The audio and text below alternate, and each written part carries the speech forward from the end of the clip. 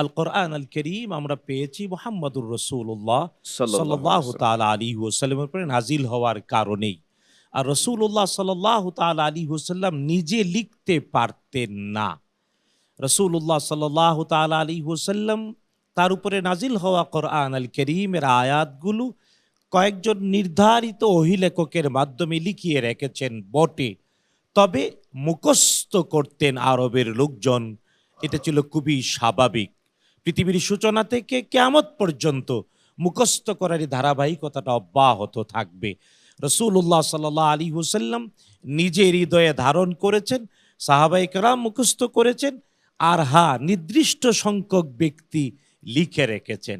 আর এই যে বাস্তবতাটা কোরআন আল কারীম আমরা পেয়েছি, রাসূলুল্লাহ সাল্লাল্লাহু আলাইহি ওয়াসাল্লাম নাজিল হয়েছে, তিনি মুখস্থ করিয়েছেন সাহাবায়ে কেরামকে, কেউ কেউ লিখে রেখেছেন। এই যে লিখে রাখা, এটাই কিন্তু হাদিসের প্রামাণিকতা। আর মুহাম্মদুর রাসূলুল্লাহ সাল্লাল্লাহু তাআলা আলাইহি ওয়াসাল্লাম তার জীবদ্দশায় আল কুত্তাব আল মুজিদুন, যারা কোরআন এবং সুন্নায় পার্থক্য করার মতো যোগ্যতা রাখেন, তাদেরকেও হাদিস লিখে রাখার অনুমোদন করেছিলেন।